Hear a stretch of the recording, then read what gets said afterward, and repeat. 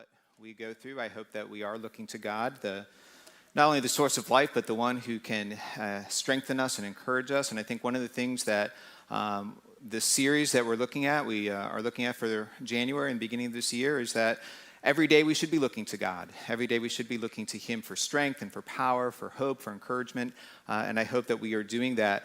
We are in a series called Stand, and we're learning some lessons from Daniel, whose story we find in the book of Daniel in the Old Testament. So if you want to read about Daniel, it's pretty easy. You go to the table of contents, Old Testament, and look for Daniel. Very good. And today we want to look at what is probably the most familiar story we know about Daniel, Daniel in the lion's den. Now, I don't know what image might come to your mind when you think of that. I will share with you the image that immediately comes to my mind when I think of that, and I think we have a picture there. There you go. Because, it's in all the children's Bibles, and, it's made into little cartoons, and, you can get Daniel in the lion's den, toys. And so, honestly, when I think of Daniel in the lion's den, I kind of think of something like that. But the reality of the situation is probably a little different. That's fine for telling the story to children. I mean, I get that, and, that's all good. But the reality of what Daniel is facing is radically different. And from the story, we learn about how we can stand strong in the face of difficult times. So the first thing that we might want to understand about Daniel and the lion's den is that the lions in the den, probably a better word would be a pit. The lions were not tame little kitty cats. These lions were ferocious beasts that were kept in a pit in the ground that they could not get out of, which would just get them more and more angry and worked up, and they would not feed them when they knew that there was maybe someone they were going to toss in. And so these are ferocious wild animals that are ravenous, and the thought of getting tossed in would have literally been terrifying. And so, we need to kind of understand some of the context here. We also need to remember that Daniel, at this point in time, is not a young man. He was not a teenager. I mean, when we first meet Daniel, he's a teenager, and then we talked about him last week, and was maybe in his 30s or 40s. When we meet Daniel now, he's probably in his 70s, maybe 80. So he's an older man when he is tossed into the lion's den. He's also not just an ordinary citizen. He has risen in leadership in Babylon to a very high position. So he is a high-ranking officer. Daniel was a valuable leader. He was, if you remember the story, he grew up in Israel, and then when Israel was defeated by Babylon, Daniel and others were scattered throughout. They were exiled throughout Babylon, and Daniel rose up in Babylon under King Nebuchadnezzar. And then King Nebuchadnezzar dies, and then all of his successors saw the value, and he appointed people over them. Daniel was appointed as one of the leaders of those regions, but Darius saw the value of Daniel and said, I'm going to put him over the entire region. Like, Daniel literally was going to be second in command in all of Persia. So he's not just an ordinary guy who's being tossed in. This is one of the leaders, if not the leader of the nation. And here's the story found in Daniel chapter 6. Now, Daniel so distinguished himself among the administrators by his exceptional qualities that the king planned to set him over the whole kingdom. At this, the other administrators, tried to find grounds for charges against Daniel in his conduct of government affairs, but they were unable to do so. They could find no corruption in him because he was trustworthy and neither corrupt nor negligent. Finally, these men said, we will never find any basis for charges against this man, Daniel, unless it has something to do with the law of his God. And so while the king valued Daniel, promoting him to one of the highest positions in the land, while the king valued Daniel's leadership, the other administrators just were jealous. First of all, Daniel does the job better than they do. So they're jealous of his ability. Second of all, Daniel's a foreigner. He's neither Babylonian, he's not Persian. He's from Israel, and he's never given up faith and trust in his God. And so here are these other leaders, either from Babylon or from Persia, and they're thinking, why is this foreigner? Yeah, he's great at his job, but why is this foreigner being put over us? And so this jealousy, this anger, this hatred begins to foment within these other administrators. And the more that God blesses Daniel, the higher he raises in leadership, the more he is persecuted by others. The more God raises Daniel up, the more people want to tear Daniel down. There's a lesson for us to learn here.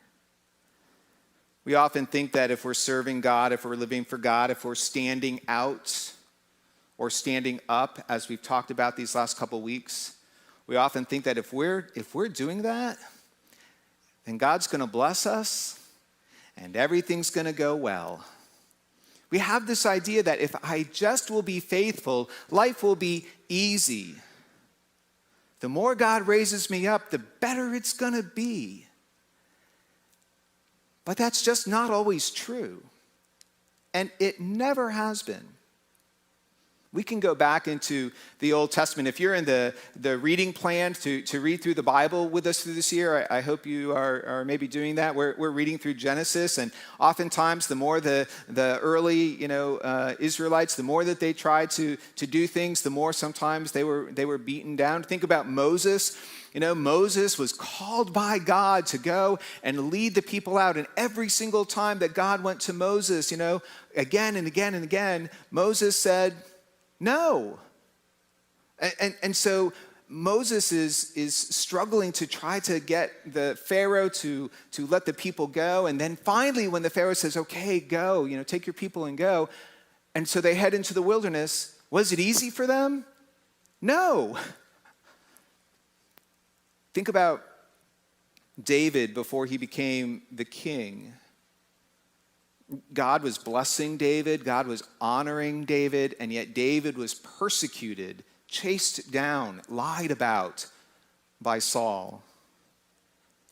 Think about Jesus, the Son of God, living exactly the way God would call us to live, doing everything the right way. Was it easy for Jesus? No.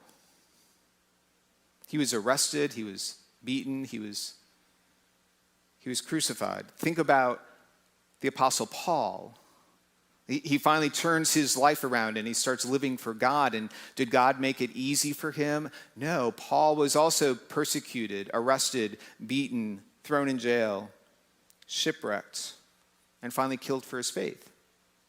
Somehow we have this idea that if I follow God, God will bless me and life will be easy. I'm going to get what I want. And yet that's never been true, and it wasn't true for Daniel.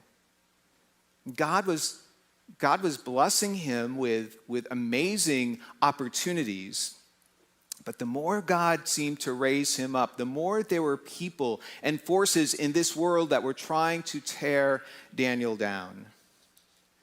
And we need to realize that, yes, it's going to be difficult for us and it's going to be a challenge for us. And the more we live for God, the more there may be forces at work trying to tear us down. But if we're faithful, one thing can never be taken from us, and that is that God will be with us. God will always be with us. And so God was always with Daniel. Daniel somehow knew that. They couldn't find any grounds to really tear him down. They tried, they looked, and so they finally said, well, look, we're going to have to find something about his faith that we can use to tear him down and to destroy him. And so they had the king issue this decree. And so this is from Daniel chapter 6, again, picking up at verse 6. So the administrators went as a group to the king and they said, "May King Darius live forever. The royal administrators have all agreed that the king should issue an edict and enforce the decree that anyone who prays to any god or human being during the next 30 days, except to you, your majesty, shall be thrown into the lion's den. Now, your majesty, issue the decree and put it in writing so that it cannot be altered, in accordance with the law of the Medes and the Persians, which cannot be repealed. So King Darius put the decree into writing. So they appeal to his kind of pride, and they put the decree into writing. And now Daniel is faced with three choices. He can stop praying for 30 days. He can just not pray. He can kind of fake it. He can pray in private. I mean, who's going to know, right? Who's going to see?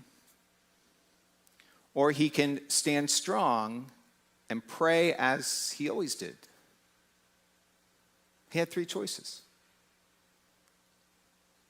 I was asking myself, what would I do in this situation? What would you do? Please do not read anything more into what I'm going to say than what I'm saying. We are living in a politically divided time, and I'm not saying that any leader has ever done this, will do this in the future, is doing it now, okay? I'm not saying that. But what if we were told we had to worship and pray to the president alone for the next 30 days? You can't pray to anyone other than the president for 30 days. What would you do? Would you just not pray for 30 days? Would you fake it and just, well, no one's going to see me at home. I'll go out in the woods and pray to God? Or would you do what you always do? Show up on a Sunday. Pray to God. What would we do? Daniel, as I was asking myself that, I thought, first of all, I'm a pastor, so that's kind of tough because I have to be here on a Sunday morning. Well, I should be. But I thought, the easy thing to do might just be to pray in private. I'm not being told I have to pray. The edict was not that they had to pray to the king. It was that you just can't pray to anyone other than the king. You don't have to pray. You just can't pray to anyone other than the king. So part of me would be tempted to maybe, I'm not going to rock the boat. I'll just go home and pray in private. That's not what Daniel chose to do. So again, from Daniel chapter 6, verse 10, now when Daniel learned that the decree had been published, he went home to his upstairs room where the windows opened toward Jerusalem. 3 times a day he got down on his knees and prayed, giving thanks to his God, just as he had done before. Daniel stood strong. And what gave him the strength to pray, what gave him the strength to stand strong, was his willingness to kneel. See, kneeling to pray is what gives us the strength to stand. Kneeling to pray is what gives us the strength we need to stand strong in every situation. Now, I want to be clear that what gave Daniel the strength to stand was not when he went home that day and prayed 3 times. What gave him the strength to stand was that he had always been praying 3 times a day. He just went home and did what he always had done. That was his routine. That was his lifestyle. 3 times a day, with the windows open, facing Jerusalem, he prayed to his God. That's what he always did. And it was that lifetime of prayer that gave him the strength in that moment to stand. It's that lifetime of kneeling to pray that enables us to stand in each and every situation. What gave Jesus the strength to stand and carry a cross? What gave him the strength to be willing to give his life on the cross? It was his willingness to kneel, be there from the time of Jesus, 2,000-year-old olive trees. It's amazing. But what really struck me about being in that garden was that when you looked out in one direction, you saw the walls of Jerusalem, and you actually saw a gate that they believed the Messiah would go through. And so here's Jesus in the garden, and he's seeing Jerusalem, and he knows that there are people coming to arrest him, to take him to Jerusalem, where he's going to be tried, beaten, and crucified. He knows that that's coming, and he can see where it's going to take place. If you look in the other direction, you see the wilderness. You see mountains. For Jesus, you saw an escape. I can just flee to the wilderness. I can flee this moment. And so Jesus has, when you stand in the Garden of Gethsemane, you begin to see this. You literally look in one direction and you see the city. You look in the other direction and you see the mountains and the wilderness. And you think, Jesus had this amazing choice. Run away or stand strong. And what does he do to make the choice? He kneels to pray. Literally, he kneels to pray. But I'm going to tell you right now, it wasn't kneeling in that moment alone that gave Jesus the ability to stand strong. It was a lifetime of kneeling to pray. It was a lifetime of Jesus praying to God. 40 days Jesus fasted and prayed at the beginning of his ministry so that he would do things God's way, so that he would stand strong in every situation. Part of his standing strong in that moment was that he had spent 40 days at the beginning of his ministry. Part of his ability to stand strong is that almost every day we find Jesus spending time in prayer. His prayer life was so amazing that people said, teach us how to pray. We hear you. We see you. We want to pray like you do. His prayer life was so powerful that it said, teach us to pray like you do. It was a lifetime of kneeling to pray that gave Jesus the ability to stand strong in that moment. Tomorrow we celebrate Martin Luther King Day. And Martin Luther King Jr. was a man who stood strong in the face of persecution and trials. In the midst of getting death threats and in the midst of violence that was directed toward him and toward his family, what gave Martin Luther King the ability to stand strong was also a lifetime of kneeling to pray. During the Montgomery bus boycotts, which were somewhat early in King's life as a civil rights leader, he faced great opposition and great persecution, and his family was under attack. And he was ready to maybe quit the movement. He didn't kneel down. He literally sat down at a table in his home and he prayed, and this is what he prayed. He said, Lord, I'm down here trying to do what's right. Remember, when we try to do what's right, sometimes things aren't easy and they don't go the way we want. I'm trying to do what's right, but now I'm afraid. I can't let the people see me like this, because if they see me weak and losing my courage, they will begin to get weak. I am at the end of my power. I have nothing left. I've come to the point where I can't face it alone. He sat down to pray, and in her book, Standing in the Need of Prayer, Coretta Scott King said, when Martin stood up from the table, he was imbued with a new sense of confidence, and he was ready to face anything. He sat down to pray, and he stood up to be strong. But I don't even think it was that prayer that gave him the strength. I think, like everyone before him and since him, it's a lifetime of prayer. It is a lifetime of prayer that gives us the strength we need no matter what we're facing. Struggles in our life financially, relationally, concerned about our economic future, our social divide, whatever we're facing, what gives us the ability to stand strong is a lifetime of prayer. A lifetime of prayer, the practice of prayer is one of the rhythms we talk about in a relationship with God. Here at Faith Church, we talk about three important relationships for us to explore in our faith: a relationship with God, a relationship with the church, a relationship with the world. And prayer is one of the primary ways that we engage in a deeper relationship with God. We want to grow in our relationship with God. One of the best ways to do that is through prayer. Kneeling to pray is just one way to pray.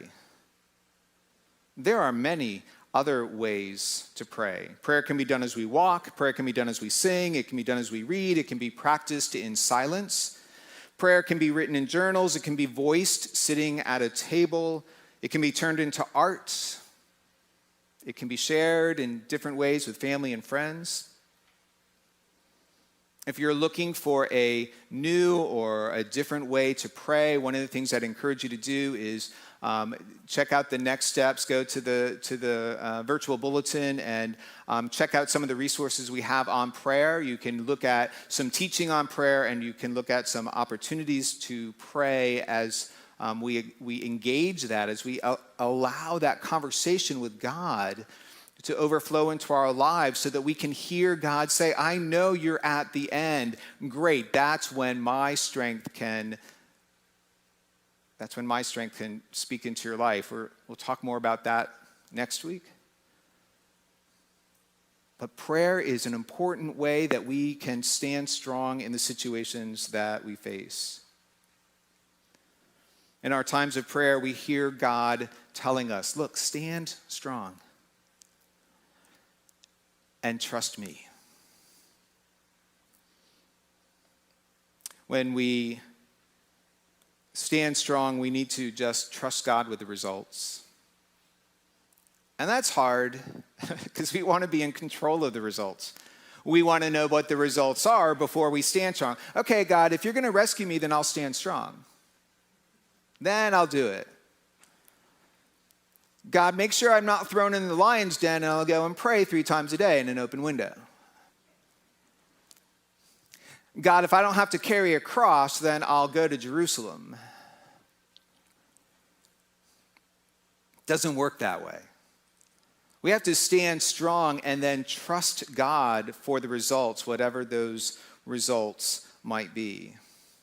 Daniel knelt to pray 3 times a day. We don't know exactly what he prayed. He praised God. I was thinking, I wonder what he prayed. And I thought, what would I pray? I'd probably pray, God, please let this decree go away. Please let the king change his mind. Please let something happen so that I can not have to face the lion's den. God, if I get thrown in there, you better save me. I don't know what I would pray. It's difficult to trust God for the results when we really don't know what they are. We want everything to turn out okay, but there may be some struggle or some difficulty in getting there. Daniel didn't know what the results were, but he knelt down to pray, and he knew he could trust God. And so, in case you're wondering, here's the end of the story. This is picking up in verse 13.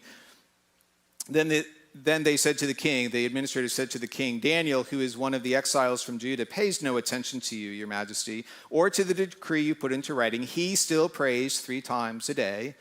So I guess Daniel's prayer, God, don't let anyone tell the king. I guess that one didn't work out. When the king heard this, he was greatly distressed. He was determined to rescue Daniel and made every effort until sundown to save him. What I love about that verse, it shows the compassion that King Darius has for Daniel. That was what we talked about last week. The context of relationship is so important. The king is trying to rescue Daniel. Then the men went as a group, the other administrators went as a group to the king Darius and said to him, remember, your majesty, that according to the law of the Medes and the Persians, no decree or edict that the king issued can be changed. You can't change this. So the king gave the order, and they brought Daniel, and they threw him into the lion's den.